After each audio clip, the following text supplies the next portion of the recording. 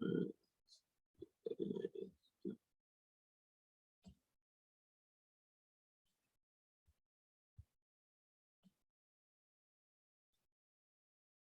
Bueno, habíamos comenzado al final de la última sesión una primera entrada en la quinta escena de nuestro recorrido que tiene que ver con el arte concreto en Argentina. De alguna manera, el movimiento de arte concreto en Argentina de los años 40 está muy vinculado al efecto, la resonancia de la actividad de la llamada Escuela del Sur en Montevideo. Como dijimos en la clase anterior, hay un vínculo muy fuerte, una cercanía geográfica y también una comunicación activa entre Montevideo y Buenos Aires. La figura de Torres García fue tan importante también para los jóvenes artistas plásticos de Buenos Aires como lo fue para los montevideanos. Eh, Comenzamos con la revisión de cómo se recibe ese legado de Torres García en Buenos Aires, y eso da lugar a un primer movimiento eh, que se organizó a partir de la revista Arturo. Fíjense que la revista Círculo y Cuadrado de Torres García ya había eh, promovido y defendido el carácter constructivo del arte, de la pintura, de las artes visuales, el carácter constructivo, no imitativo, con todas las peculiaridades y singularidades de la propuesta personal de Torres García, que tiene ese componente simbólico que alteraba un poco la pureza o la limpieza de una propuesta abstracta pura, ¿verdad? Y de ahí, como ustedes recuerdan, el conflicto con personajes como Mondrian o Van Doesburg.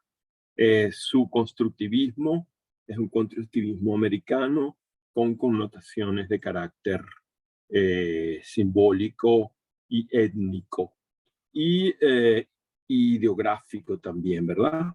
Bueno, un poco los muchachos de Buenos Aires que se reúnen alrededor de la revista Arturo, que ya vimos la revista, el primer número, eh, cuya divisa es invención contra automatismo, eh, reciben este legado de Torres García para limpiarlo de nuevo de todo el componente simbólico o étnico para volver a un arte abstracto puro. El constructivismo de Buenos Aires más bien se va a asumir como un arte concreto, en el sentido de que un arte que, que depende solo de sus propias mediaciones técnicas. Es decir, en ese sentido, los artistas de esta revista, Arturo, que luego van a formar la Asociación de Arte Concreto Invención, de alguna manera recuperan la propuesta de Mondrian, la propuesta del desarrollo del arte abstracto en Europa, que el propio Torres García dejó de lado para crear su propio constructivismo americano. Aquí hay una vuelta entonces a la abstracción geométrica y una defensa ideológica también del arte abstracto. Fíjense que en uno de los manifiestos finales de Torres García, él abandona, o él más que abandona, se distancia de cualquier implicación político-ideológica de su propuesta americanista. Tiene un carácter ideal, ¿verdad? Un carácter, como él lo llama, universal, que no tiene ninguna tendencia ni de derecha, ni de izquierda, ni de centro. Trata de proponer un programa, una poética del constructivismo que no tenga ningún vínculo político. En cambio, los muchachos de Buenos Aires sí se van a implicar políticamente y la propuesta que ellos tienen acerca del arte abstracto está vinculada a su defensa del proyecto marxista, o del pensamiento marxista en todo caso. Por eso aparece aquí la palabra dialéctica en esta epígrafe para introducir parte del texto de Carmelo Ardenquín, uno de los principales miembros del grupo, en el texto de presentación de la revista Arturo en 1944. Y creo que hemos comenzado a leer este fragmento, pero vale la pena repasarlo para tomar pie y avanzar. Él decía aquí que son las condiciones materiales de la sociedad las que condicionan las superestructuras ideológicas. El arte, superestructura ideológica, nace y se desarrolla en base a los movimientos económicos de la sociedad. Para la exacta interpretación del arte, en su función histórica, debe establecerse este orden dialéctico. Ya comentando este fragmento, habíamos dicho que aquí se nota un poco digamos que la juventud de los muchachos que están asumiendo casi como un catecismo, las condiciones o los conceptos esenciales del marxismo o de la vulgata marxista, ¿verdad? El contraponer superestructura cultural a estructura económica o superestructura ideológica a lo que ellos llaman los movimientos económicos de la sociedad. Y bueno, están defendiendo la interrelación entre el arte y la sociedad de manera dialéctica, ¿verdad? Nadie pensó en subordinar el fenómeno del arte moderno y sus abstracciones al proceso de liquidación económica y social del orden capitalista y a la creación de una nueva sociedad bajo formas socialistas de producción. Nosotros estamos viviendo, en economía como en arte y demás ideologías, un periodo de tesis, periodo de recomienzo, periodo primitivo, pero bajo normas y estructuras científicas en oposición al primitivismo material instintivo de la formación de la historia. El arte, dialécticamente, con una precisión de correspondencia histórica que asombra, entró en un recomienzo total. Dicen aquí los presupuestos ideológicos de este planteamiento. Primero, hay un deslinde con respecto a lo que pudiera ser la tradición torres-garciana, ¿verdad? Y luego vincular el fenómeno del arte moderno a un supuesto proceso de liquidación económica y social del orden capitalista a la altura de los años 40.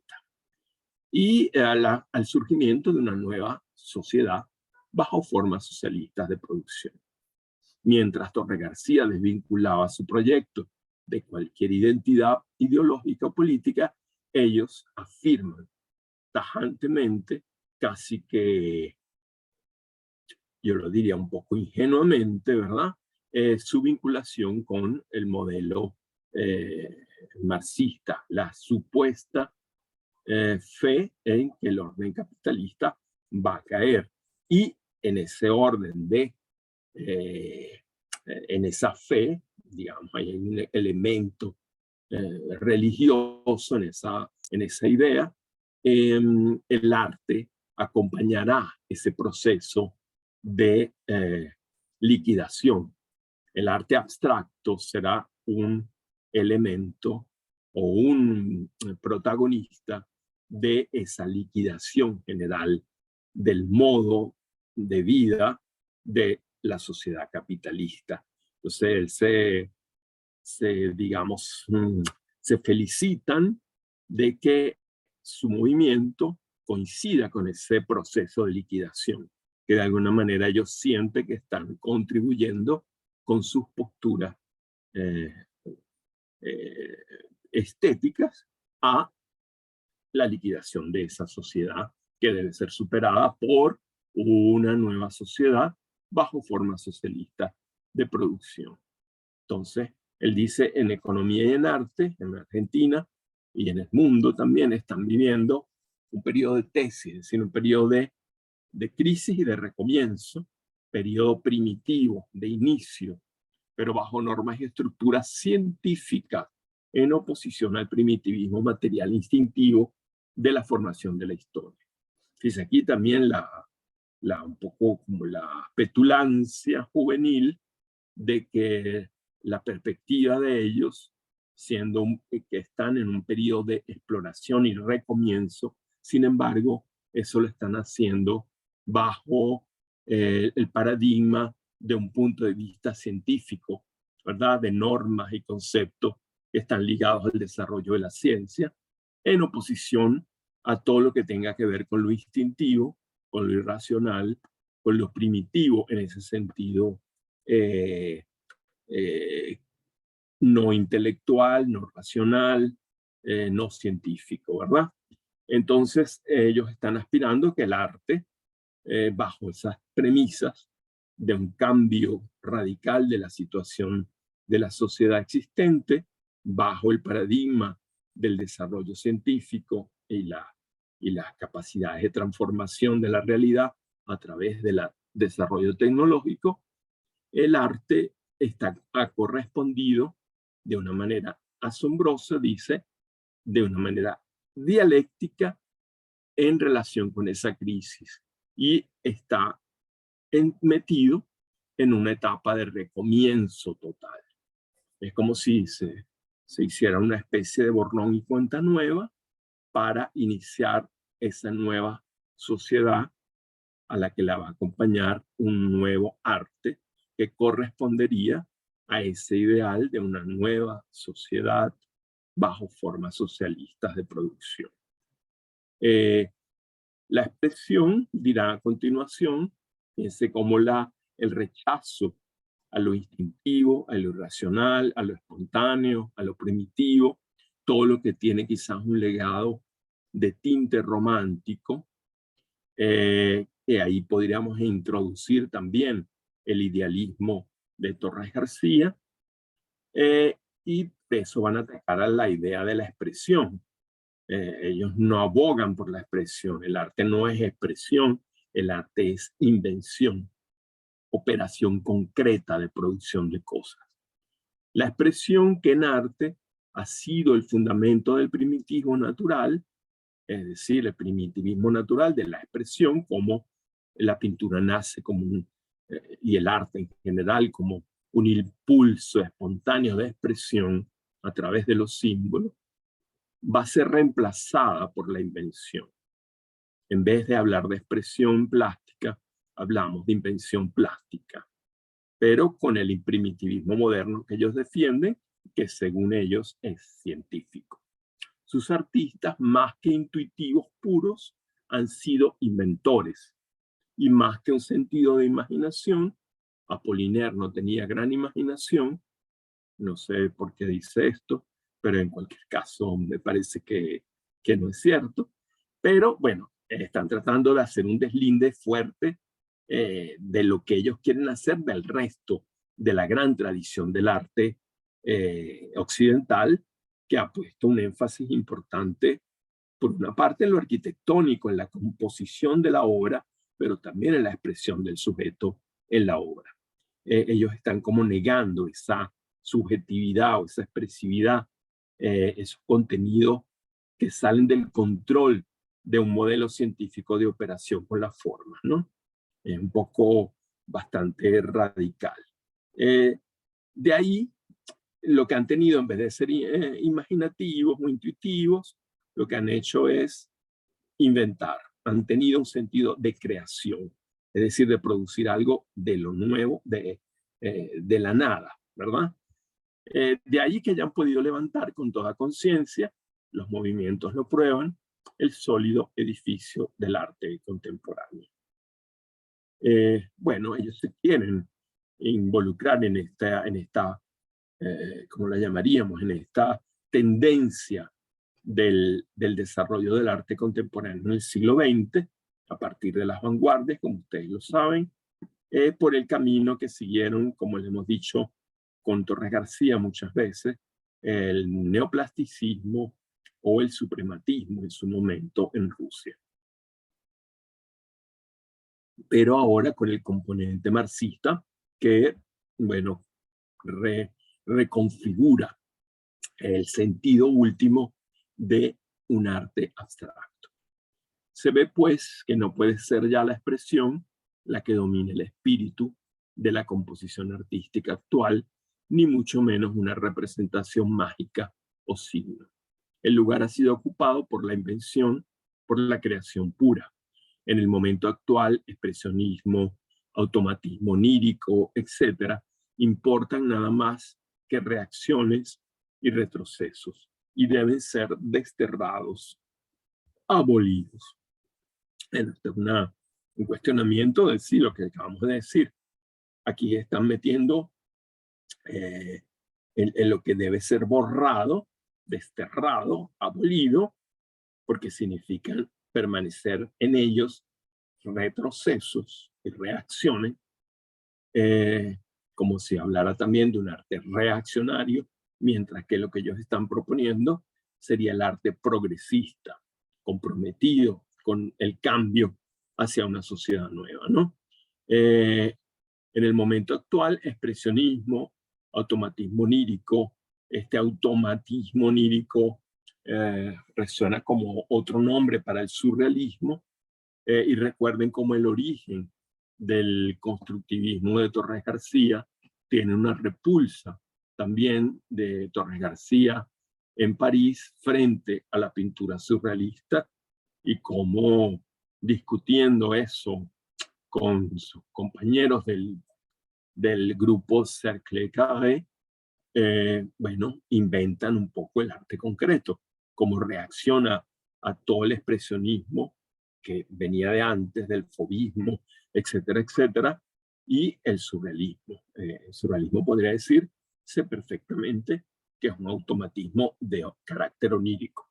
Bueno, nada de eso vale ya la representación ni expresionista, ni naturalista, ni ilusionista, ni surrealista.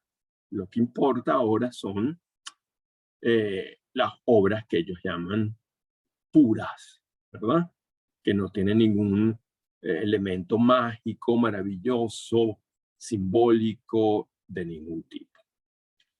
Ni expresión, que es equivalente a primitivismo, ni representación, que es equivalente a realismo, es decir, la tradición de la ilusión realista en pintura, ni simbolismo, es decir, que también es un poco lo que hace Torres García, de incorporar elementos simbólicos a la retícula del cuadro, que para ellos es decadencia. Porque aquí, bueno, vinculan simbolismo, no solamente en un sentido general, sino en el movimiento específico del simbolismo de fines del siglo XIX, que coincide con el desarrollo del decadentismo en arte, ¿verdad?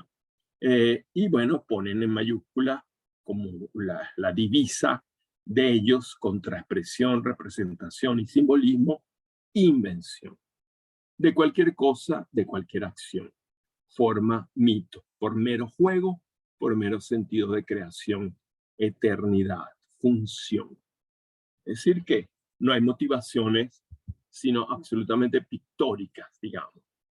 Aquí parece haber una suerte de contradicción entre los postulados de un arte comprometido con el desarrollo de una sociedad nueva de carácter socialista y la producción de una obra que, siendo pura invención, al mismo tiempo es lúdica y se basa en un sentido puro de creación.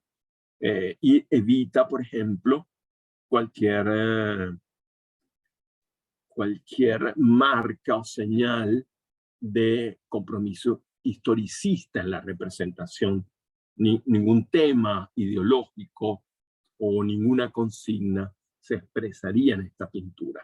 En este sentido, la propuesta es bastante revolucionaria porque se desvía del paradigma del arte que va a reinar ahora en los años después de la Segunda Guerra Mundial en Rusia, que es todo el llamado realismo socialista y la figuración de carácter propagandista del crecimiento de la revolución, de la consolidación de los ideales revolucionarios, del ensalzamiento del gran líder, ¿verdad? Etcétera, etcétera. El arte al servicio del Estado. Ellos también se desvinculan de esa tendencia y son autónomos en el sentido. No están con nada de la herencia de la pintura tradicional, pero quieren una sociedad nueva, creen en el materialismo histórico, en la lucha entre las fuerzas sociales en contradicción, creen en la existencia de una superestructura y de una estructura económica, pero sin embargo lo que quieren es crear absolutas formas nuevas, y es precisamente con la creación de esas formas nuevas que ellos creen colaborar a un cambio en la sociedad, menos un cambio en la mentalidad, en la manera en que el hombre se relaciona con el arte como productor y como espectador. Tanto que van a intentar también cambiar la noción misma de espectador para hacer del espectador ¿cómo se llama? Una forma de participante activo en la obra. Bueno, una de las primeras cosas que el grupo que se organiza alrededor de la revista Arturo se va a plantear, que es un problema interesante de concepción de lo que es el cuadro o la tradición de la pintura, que es problematizar el marco de la pintura. Y bueno, esa problematización del marco está orientada o encaminada hacia una plástica que ellos llaman plural y lúdica. El elemento lúdico va a darle un matiz particular también a esta propuesta de carácter concreto científico, según sus ideales. Aquí hay un cartel, ¿verdad?, de la tercera exposición MADI, Movimiento Arte de Invención, en Buenos Aires, el año 46. Y bueno, fíjense cómo dice ahí la propaganda: MADI ha inventado el marco recortado e irregular, rompiendo para siempre con el tabú del cuadro pictórico. Inventó la pintura y escultura con movimientos articulados, universal y lineal. Creó la plástica plural y lúdica, pintura, escultura, música, dibujo, literatura, madistas. Bueno, este es casi un pequeño manifiesto en este cartel. Y bueno, fíjense, una de las grandes caballitos de batalla, las bestias negras de la vanguardia, ha sido el cuadro de Caballete, la pintura de taller, ¿verdad? Y las grandes exploraciones vanguardistas del suprematismo y el constructivismo ruso fueron encaminadas a romper el tabú del cuadro, a salir de los límites de ese escenario que desde el Renacimiento, por lo menos, está encuadrado en una suerte de ventana en la que la idea de profundidad se articula a partir de unos trucos visuales en el plano, ¿verdad? El famoso punto de fuga, etcétera, etcétera. Frente a esa tradición, bueno, se deslindan de manera radical. Ser pintor no es pintar cuadros únicamente, ¿verdad? Ya la propia pintura tradicional había pintado en tablas circulares o en tablas ovales, había alterado también lo que podríamos llamar la cárcel del marco cuadrado rectangular. Pero ellos van a experimentar algo más, la irregularidad del marco como un elemento de reconocimiento que el arte, que el objeto artístico es autónomo con respecto a la realidad, pero al mismo tiempo que se involucra el cuadro con el espacio de exhibición. ¿Verdad? Que el cuadro no se reduce a lo que aparece enmarcado dentro de los límites del marco, dentro de los bordes de ese límite preestablecido, sino que puede abrirlo y puede transformarlo. Abrirse incluso ya hacia el campo de la escultura. Ya lo vamos a ver. En un texto del año 45, contemporáneo un poco a la fundación del movimiento Mahdi, Movimiento Arte de Invención, Ardenkin va a decir lo siguiente: conocemos la historia del movilismo, reconocemos y saludamos a nuestros antecesores, a los cuales agradecemos el ejemplo y la enseñanza. Este tipo de cláusula, bueno, desencadenan una pequeña perplejidad porque estos jóvenes que están reaccionando contra la tradición, que están combatiendo una forma social burguesa de hacer arte, al mismo tiempo se toman la molestia de reconocer a los antepasados, de saludarlos, de agradecerlos. De pronto lo hacen con un cierto sentido irónico. Y es en esa ética de gratitud que trabajamos. En nuestro caso particular, citemos primero al futurismo, con su aporte del concepto de movimiento y sus creaciones dinámicas, y luego artistas eminentes como Moholy-Nagy y Calder, entre otros. Es decir, que no hacen pintura, sino lo que hacen ya es escultura. Calder lo que ha hecho, aunque ha pintado y ha dibujado sin duda, lo fundamental de su experimento es las esculturas en el espacio, flotantes, los móviles. Claro, el futurismo también exploró en el cuadro y en la escultura la representación dinámica, ¿verdad?, del movimiento de los cuerpos en el plano, mediante trucos de repetición de las formas en determinado espacio, ¿no? Y luego Moholy-Nagy también con sus estructuras experimentales, ¿verdad? Esculturas que ya no son esculturas imitativas de ningún objeto real, y ya no están hechas ni en piedra, ni en mármol, ni en madera, sino en otros materiales nuevos, modernos, ¿no? Acero, acetato y otros materiales. Nos sentimos pues compañeros de estos experimentadores del movimiento en arte, de la representación móvil o dinámica. Nos sentimos sus continuadores, aunque ellos no supieron transmitirnos los datos fundamentales, como ser en pintura el concepto de poligonalidad, y por ello por falta de conciencia de esa idea.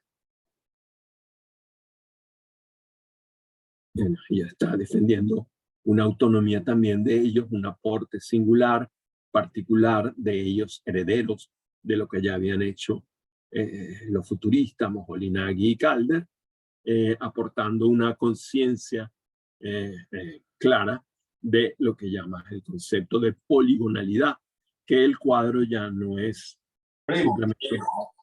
simplemente un rectángulo o un cuadrado, sino que puede ser un polígono de cualquier forma. Eso abre las posibilidades de la composición del cuadro, ¿no? O del objeto, que ya no podríamos llamar cuadro, sino polígono o obra. Para nosotros, el empleo de los polígonos regulares o como dimensión donde se inscriba la composición es lo que nos separa, lo que hace nuestra originalidad. Al abandonar los 4 ángulos ortogonales clásicos, cuadrado y rectángulo, como base de la composición, nosotros ganamos en posibilidad de invención en todo sentido. Podemos crear un número infinito de formas planas y cada uno de nosotros tiene su forma en lo profundo de su psiquismo. es mi convicción. Este es quizá el meollo de la propuesta visual de estos muchachos de MADI, del Movimiento Arte de Invención. El paso de la estructura ortogonal del cuadrado, del rectángulo, hacia estructuras poligonales, planas todavía, ¿verdad? Y aquí todavía no estamos hablando de proyecciones en el espacio, pero ya se abren en el muro donde se pone el cuadro. Ya no es la figura cerrada del cuadrado ni el rectángulo, sino las posibilidades infinitas de invención de los polígonos. Polígonos regulares o irregulares, ¿verdad? Caprichosos, ¿verdad? En escultura, los elementos, o sea, los volúmenes y los vacíos, se unen de modo diverso, se articulan formando una rica y lúdica variedad de posiciones plásticas. Todo ello en la geometría y en lo no figurativo, presentes en su propia naturaleza, sin resabios realistas. Son lúdicos, pues no importa quién puede elegir a su guisa la posición, pues no importa quién puede elegir a su guisa la posición, perdón, sí, leamos de nuevo esta frase, esos objetos que no tienen resabios realistas, que están presentes en su propia naturaleza material, que son geométricos y no figurativos, son al mismo tiempo lúdicos, pues no importa quién puede elegir a su capricho la posición y dar la forma que desee. O sea, son articulables. Es un elemento que van a añadir en la escultura, esculturas articuladas que el espectador puede manipular, ¿no? Y no hace falta expresar, ni representar, ni simbolizar. Esto es importante, porque esto es un deslinde radical del legado constructivista de Torres García. Es decir, ni expresar, ya lo decían en la revista Arturo, ni representar, ni simbolizar. Estas negativas son rasgos distintivos de la propuesta del grupo Arte e Invención. Y el objeto plástico debe ser puro. A ello nos lleva la dialéctica del arte, como lo he declarado en el manifiesto de la revista Arturo. La presencia ya es en sí un evento. El acontecimiento es la presencia de la obra, no que exprese algo, ni que represente algo, ni que simbolice algo. Hagamos móvil la pintura, móvil la escultura, móvil la arquitectura, móvil el poema, dialéctico el pensamiento. Aquí la coherencia del planteamiento asusta un poco porque parece como demasiado fácil que todo encaja, como si ellos no tuvieran ningún rastro de duda en el planteamiento. O sea, si queremos una pintura que no esté encerrada dentro de la estructura clásica del ortogonal y queremos abrir lúdicamente el plano hacia lo poligonal, al mismo tiempo defendemos la movilidad y el dinamismo, pero no solamente en la pintura, también en la escultura, también en la arquitectura, también en la literatura. Y con eso, ¿verdad?, nos vinculamos a un pensamiento de carácter dialéctico, de la confrontación, la movilización, el contraste, la lucha. Bueno, parece perfecta la simbiosis. El tipo de trabajo, entonces, que van a hacer el grupo MADI, Ardenquín está a la cabeza del grupo, Carmelo Ardenquín, y bueno, aquí vamos a tener una serie de piezas que él realiza como para darle, digamos, encarnar las ideas que están defendiendo.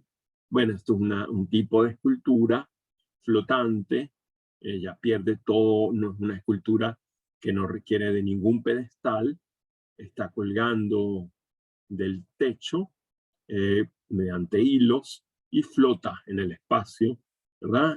A merced, digamos, del movimiento aleatorio del viento, de la gente que pasa cerca y eso crea esa no sensación, sino efectiva movilidad de la pieza, que ya no es estática, que no permanece rígida en una sola posición, sino que va a variar por las vibraciones del espacio mismo en el que está colgada, ¿no?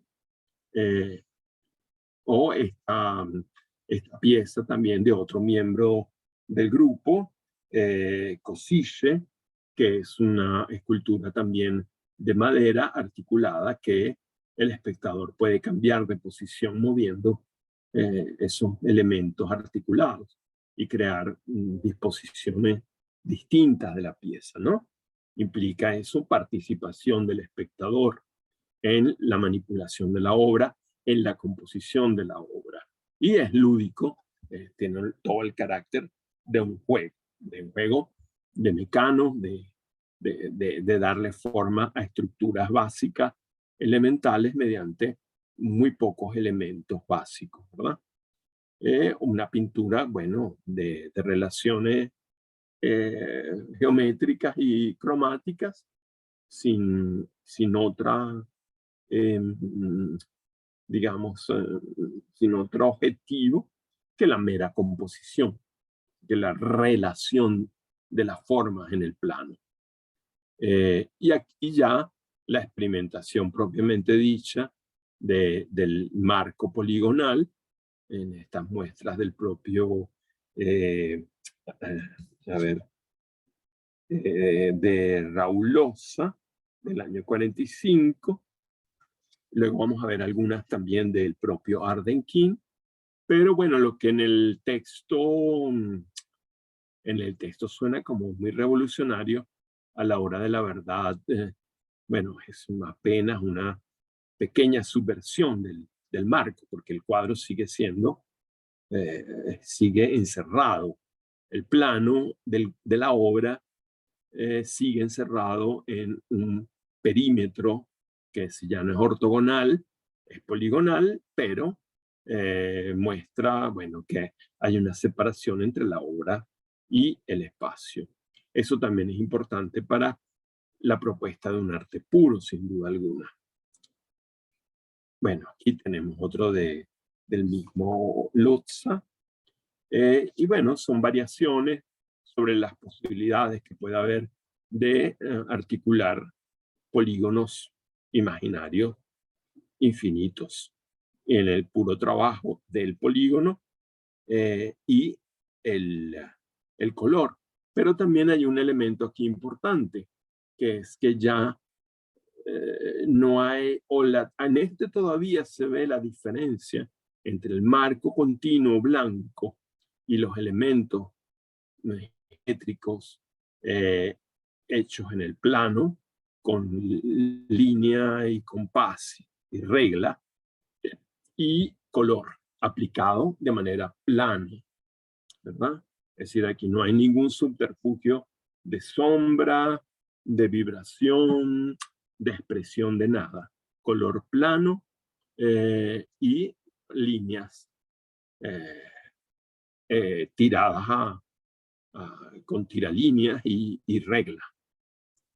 Aquí, sin embargo, la pintura se confunde con el marco y parecen una misma cosa, ¿no? Parte del marco es parte de la pintura y viceversa. Se acerca quizás más a la escultura, a pesar de que está colgada en la pared, pero ya hay un principio de volumen en esa profundidad que se forma en el borde poligonal del marco roto y el fondo del cuadro, ¿no?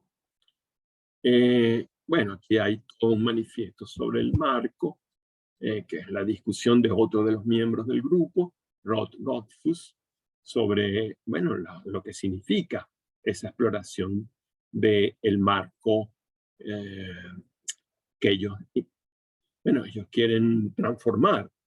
Y claro, cuando Arden King reconoce a sus antecesores, solo nombra a Calder y a Moholy-Nagy, pero hubiera podido también recordar a Lissitzky y muchos de los constructivistas, Tarabukin, el propio Rodchenko, ¿verdad? Que ya produjeron formas en el espacio que no eran ni cuadros ni esculturas y estaban suspendidas por hilos en la esquina, en la esquina de una habitación, ¿verdad? Entre dos muros. Esas formas flotantes que recuerdan sin duda no solo los móviles de Calder, sino esta pieza de Ardenkin, los móviles, cuerpos flotantes en el espacio. Por lo tanto, los antepasados son mucho más numerosos, ¿no?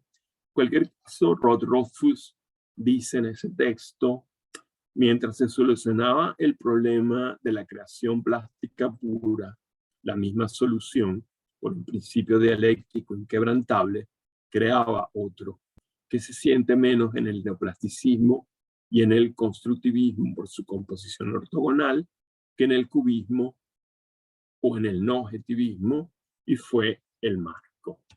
Es decir, que mientras se proponga un arte abstracto puro, la tendencia neoplasticista o constructivista, dialécticamente, de una manera inquebrantable, ese tono enfático es el que nos hace hoy día sonreír un poco acerca de cómo ellos utilizan el discurso del materialismo histórico vulgar, digámoslo así, con total, digamos, fidelidad y confianza, ¿no? Sin ponerlo en duda. Que resulta hoy día un poco paradójico.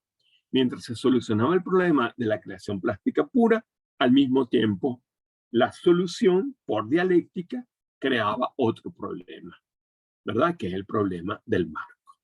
O sea, una creación plástica pura tendría también que experimentar sobre la naturaleza y el sentido del marco como elemento separador de la realidad.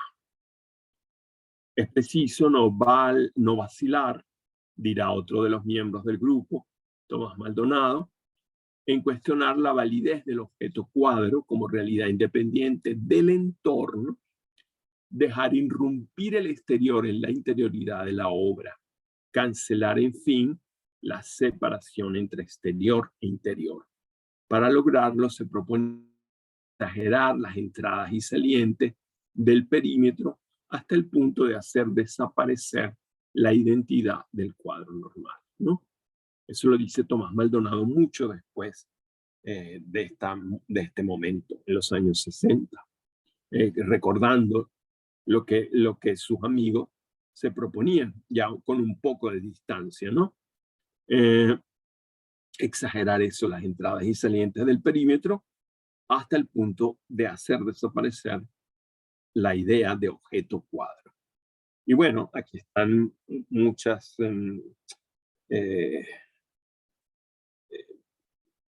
experimentos con esa poligonalidad, ¿verdad?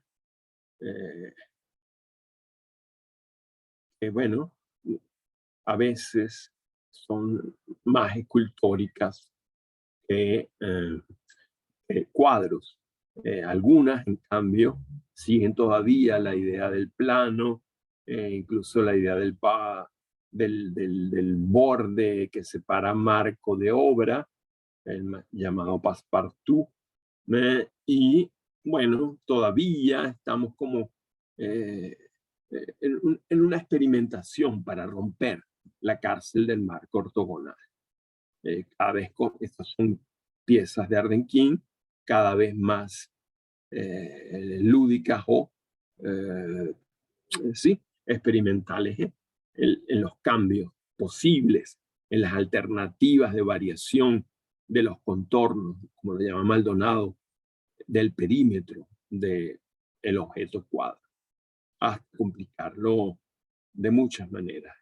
En una dialéctica entre lo que aparece, digamos, pintado geométricamente, la gama cromática y la estructura general de esa especie de soporte plano beige donde se aplica la estructura que proyecta como cuerpo en el espacio sombra y, bueno, no es plano realmente, sino tiene cierto volumen, el espesor de los marcos.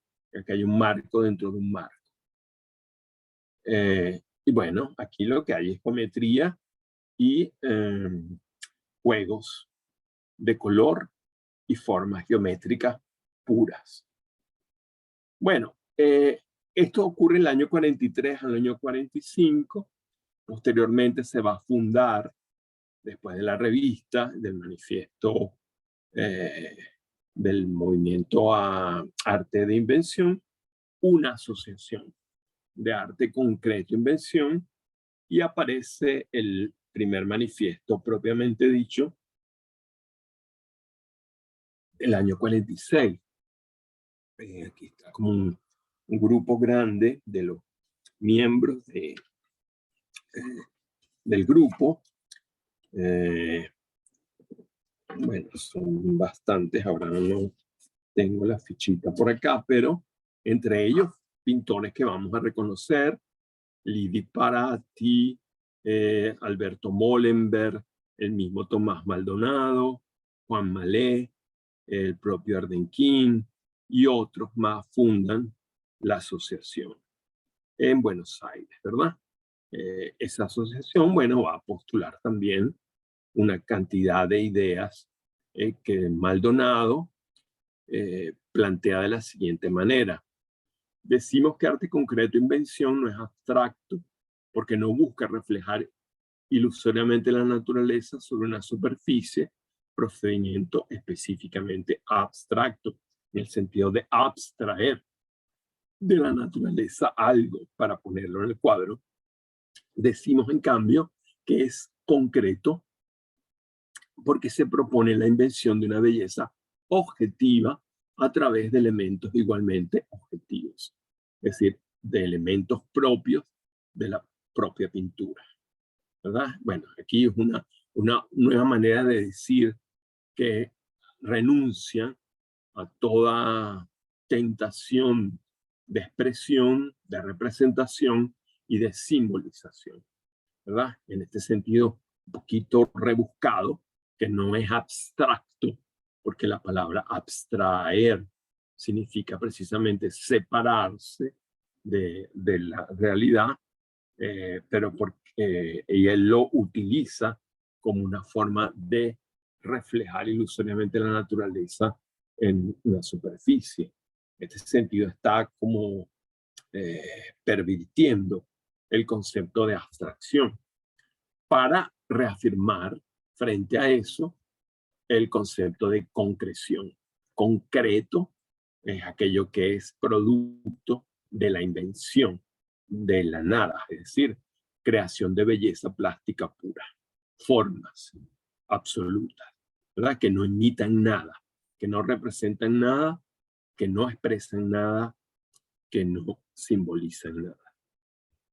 Y bueno, van a sacar también sus folletos de propaganda, arte concreto, invención, y el manifiesto invencionista, que bueno, fíjense las cosas que dice, la estética científica, recordemos ya en el texto de la revista Arturo, ese énfasis de que ellos no son, están en un momento de inicio, de transformaciones, primitivos, pero no en el sentido tradicional de la palabra, sino en un momento de primitivismo científico en busca de unas precisiones objetivas, un arte de precisión, digamos, ¿no? De precisión técnica. La estética científica reemplazará a la milenaria estética especulativa e idealista. Las consideraciones en torno a la naturaleza de lo bello ya no tienen razón de ser. La metafísica de lo bello ha muerto de inanición. Ahora se impone de la belleza. Fíjense, no sé si lo sienten, a mí el pensamiento de este grupo me parece tan afinadito, tan aceitado en sus contraposiciones dicotómicas, que me parece un poco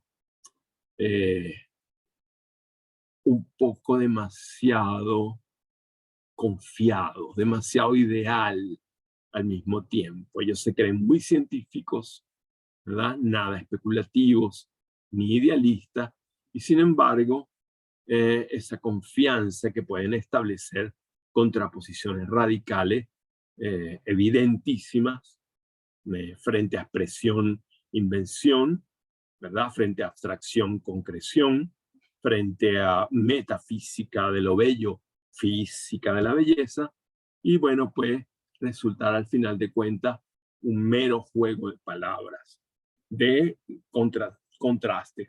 Un poco también porque están imbuidos casi que de ¿cómo se diría? La muletilla de la dialéctica. O sea que las contraposiciones son dialécticas. Bueno, pero más allá de eso, creo que nos importa también lo que ocurre con las obras, ¿no? La batalla librada por el arte llamado abstracto, bueno, esto es más de lo mismo, es en el fondo la batalla por la invención concreta. El arte representativo es más importante, pues tiene un sentido ideológico.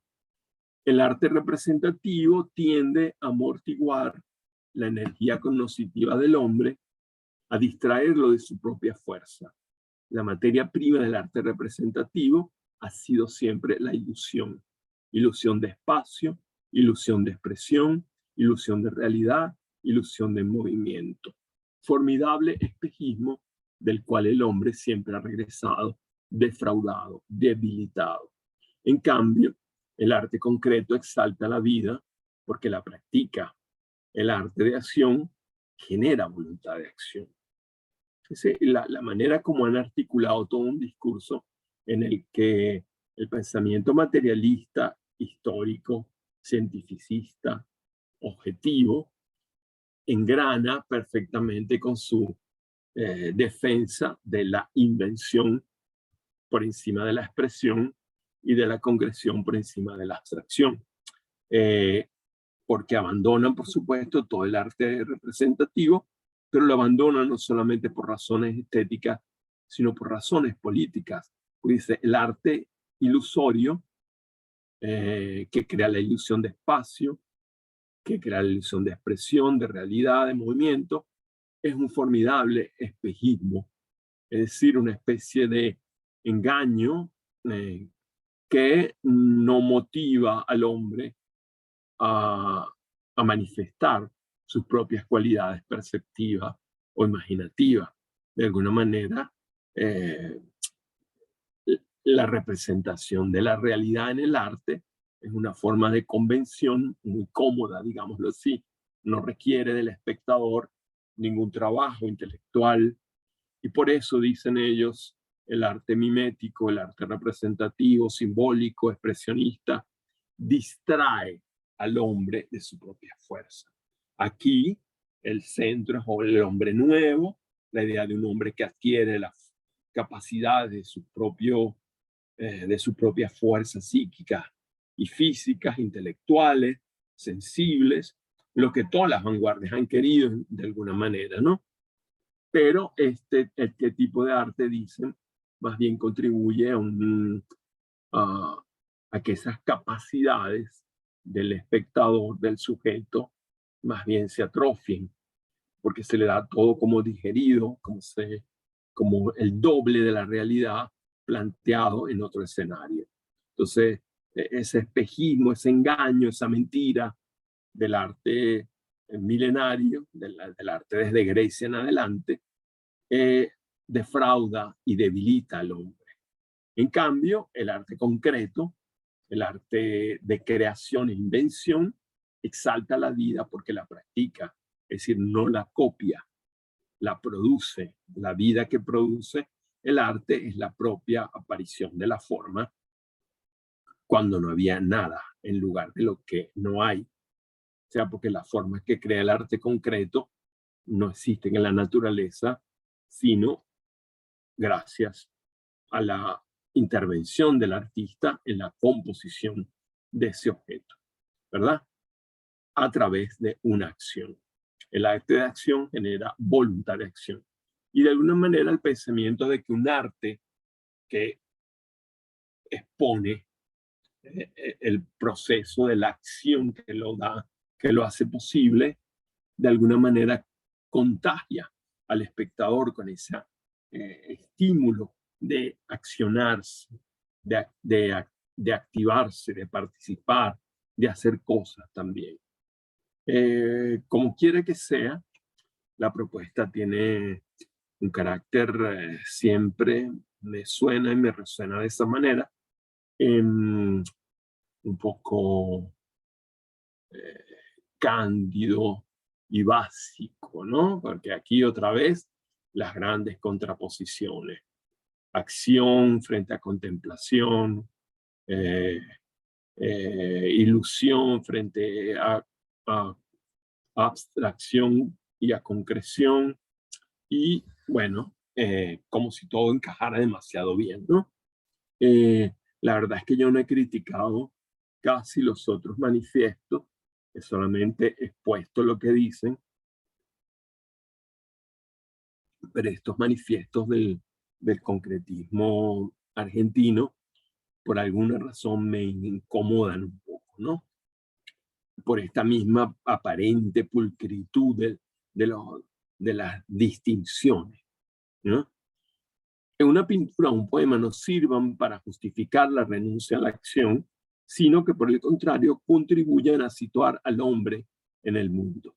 Los artistas concretos no estamos por encima de ninguna contienda, estamos implicados en todas las contiendas y en primera línea. Aquí ya, bueno, asumen la posición casi militante, ¿verdad?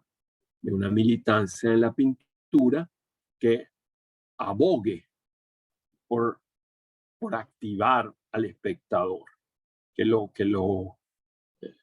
que lo desafíe de alguna manera para que reconozca su situación en el mundo.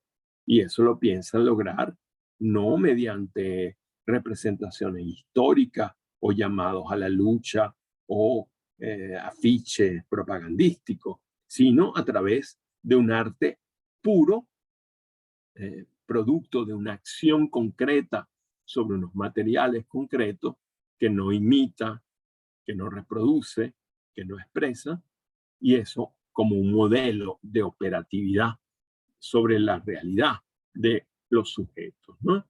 En cualquier caso, el trasfondo, lo que llamamos inconsciente que está atravesando esta propuesta, se parece mucho al mismo, la misma circulación inconsciente de todos los movimientos de vanguardia y que viene, como le hemos dicho muchas veces, del legado del romanticismo alemán de finales del siglo XVIII y de un texto fundamental un poco anterior de Schiller, eh, Carta sobre la educación estética del hombre, donde él plantea por primera vez de manera sistemática el arte como un modelo de acción, ¿verdad? Como un modelo para la transformación del mundo en el sentido de hacer del mundo una cosa nueva, bajo los postulados de equilibrio, de justicia, de proporción, de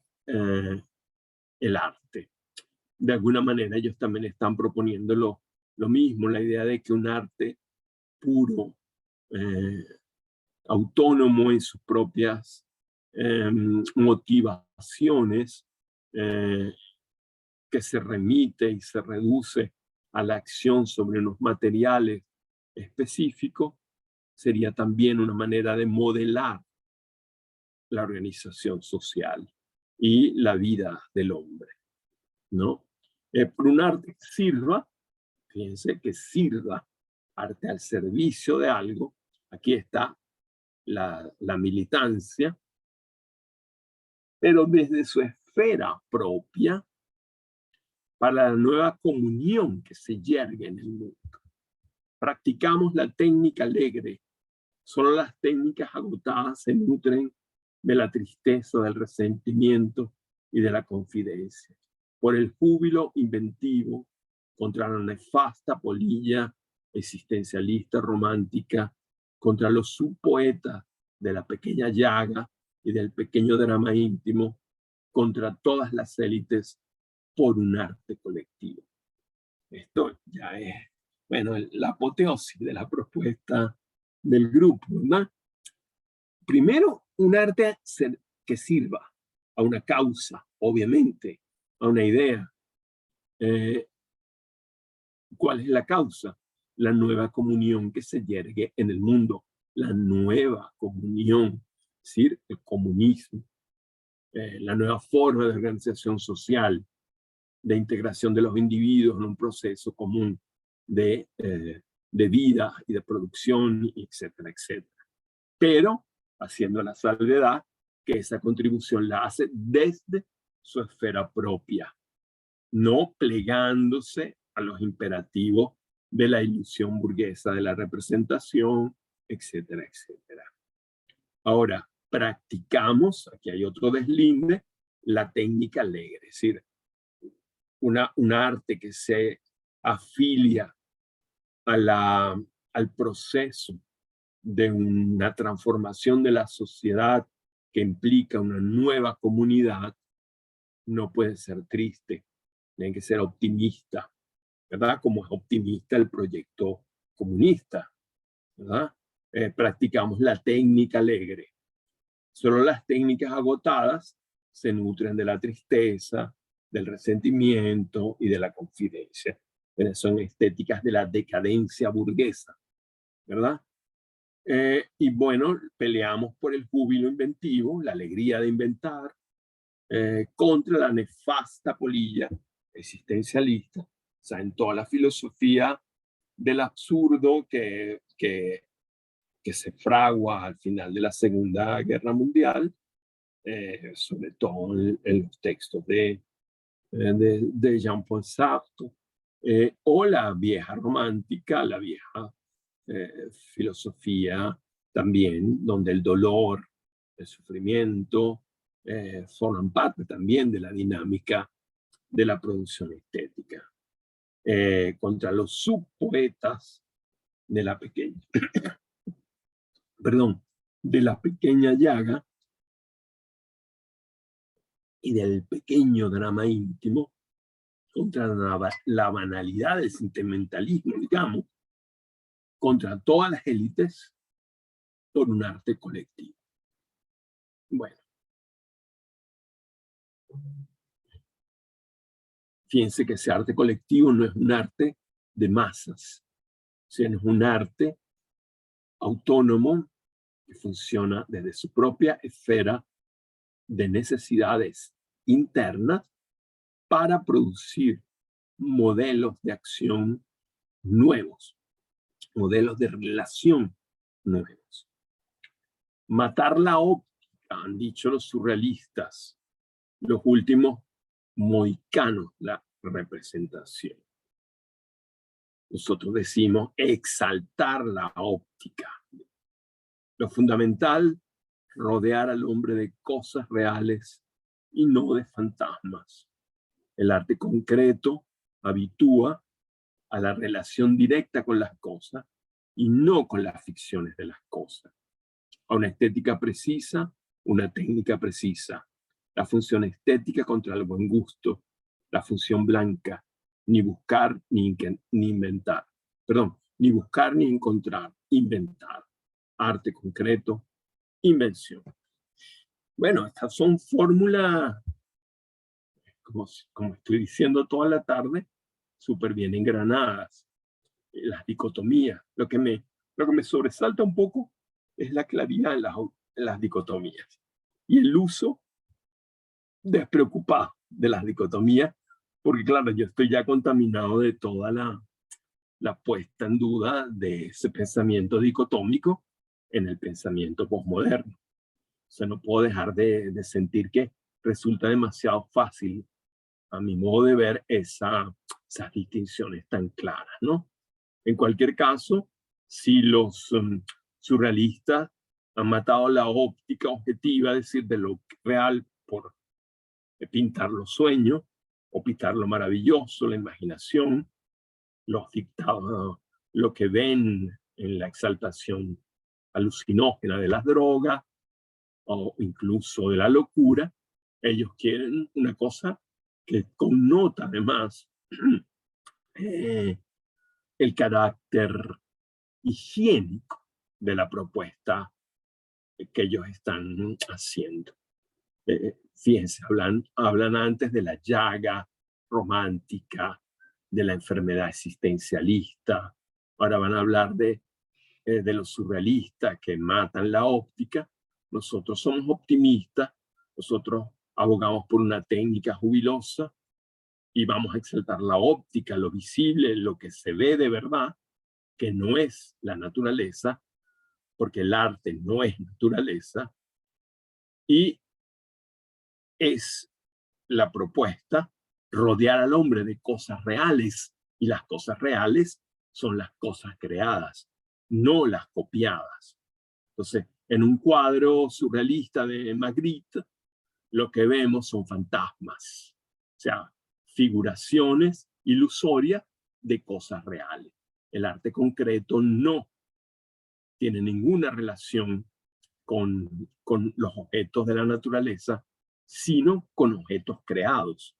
Entonces, el arte concreto va a habituar a la gente a relacionarse con cosas absolutas, en el sentido de que en cualquier caso el arte le pone en las manos al espectador una calabaza y no con la ficción de una calabaza que aparece en una naturaleza muerta del siglo XVII, por poner un ejemplo que me sale ahora en la cabeza. Pero igual la idea es esa separación radical de cualquier tentación representativa y que este arte óptico puro, visual pleno, en el sentido de que lo que vemos ahí es lo que se ve solamente ahí. No lo podemos ver en otra parte. Y no intenta hacernos creer que lo que vemos ahí se puede ver en otro lugar, como cuando se pinta una vaca o cuando se pinta una taza sobre una mesa. A una estética precisa, como esta que están proponiendo, contra los fantasmas, contra las ficciones, contra la mentira, contra el engaño, contra lo enfermo, toda esta cosa positiva de una estética higiénica, saludable, optimista, le sigue también una técnica precisa, es decir, es un artista conocedor del medio que opera con instrumentos de precisión para producir esas cosas nuevas. Entonces, la función estética, el objeto va a tener una funcionalidad sensorial, perceptual, placentera, gozosa, o en cualquier caso desafiante para el espectador, que, bueno, es contraria completamente al buen gusto. Ya había dicho Maldonado que ya no se trata de belleza, ¿verdad? De la metafísica de la belleza, sino otro tipo de belleza. Y por eso la función blanca, función vacía, no se trata de buscar ni encontrar nada, sino simplemente de inventar. Arte, concreto, invención. Y bueno, todas estas palabras apoyan este tipo de trabajo. Bueno, esto sigue la línea de trabajo bueno, del neoplasticismo y del abstraccionismo. Esta Lidi Prati, bueno, es una de las más representativas de esta tendencia. Por ejemplo, sus obras no tienen mayor nombre, se llama, por ejemplo, Concreto, esta obra, un objeto concreto. que está entre la escultura y el cuadro plano, o esta composición, ¿verdad? Composición serial, que son, bueno, juegos en el plano con formas geométricas en progresión que se van transformando con alteraciones de la disposición y el color. Y bueno, son bellos, en una belleza no tiene referentes. Es la belleza pura de ese cuadro, lo mismo que esto, o lo mismo que esto, de Alberto Molenberg, que bueno, fíjense los títulos que le ponen, composición, no pueden tener más títulos. O sea, si le pusieran, qué sé yo, la silla bajo el Aragonés, sería como un exabrupto, ¿no? Aquí solo hay vinculaciones de forma en el plano, elementos añadidos al plano que crean volumen y, bueno, color, líneas y color. En esta composición, digamos, armónica, equilibrada, hay una belleza distinta a la belleza del parecido, que es lo que, bueno, ya todo el arte abstracto o concreto, como ellos lo quieren llamar, ha apostado. Bueno, el mismo Molenberg, esta composición, también apela a la misma técnica precisa, digamos, ¿no?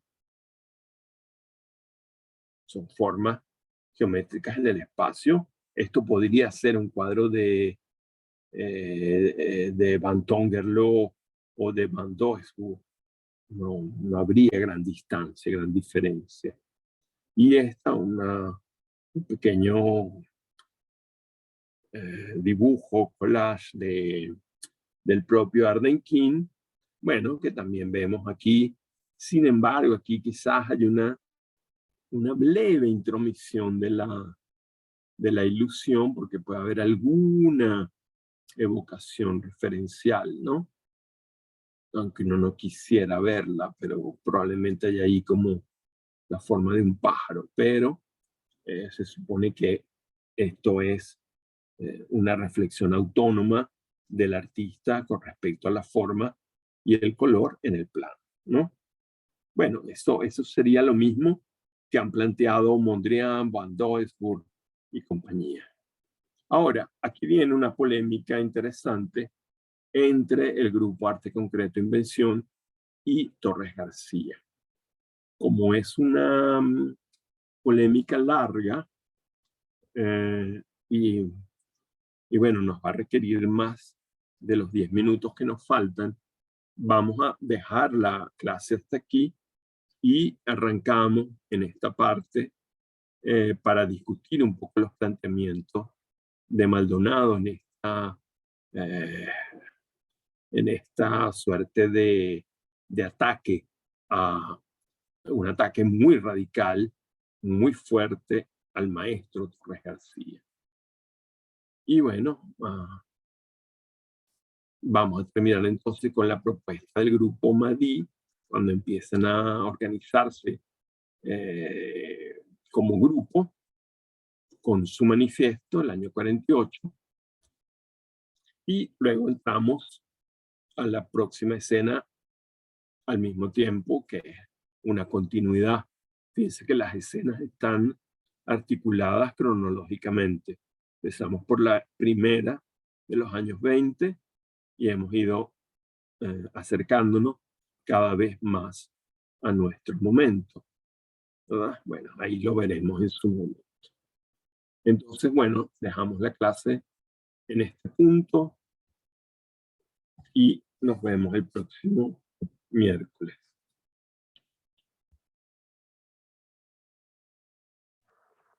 Gracias, Rafael. Gracias, profe. Gracias, Romy y Claudine. Bueno, yo pensé que solamente estaba hablando con Gaby. No, claro, yo llegué a la mitad, pero Okay. tengo que ver la clase grabada porque escuché la mitad del primer movimiento y la del Ok, La del concreto de invención sí la escuché completa. buenísimo. Nos está dejando una cosa muy rica, que es la discusión para la clase que viene, la de Torres Claro. García. Crear la intriga para que vuelvan a sintonizar el programa. No escribo, de verdad que sí no la porque yo estaba que revisaba, le estaba haciendo asomándome a ver qué leía ahí rapidito. Dale, Sí, pues. nos vemos Bueno, en la clase. muchísimas gracias, Rafa. Gracias a Vale. todos. Besitos. Gracias, Chao. chicas y Gracias, Rafa. Chao, Betsabe. Nunca hablas. Un abrazo. Chao, chao. Chao. Bye bye. Gracias, Rafa.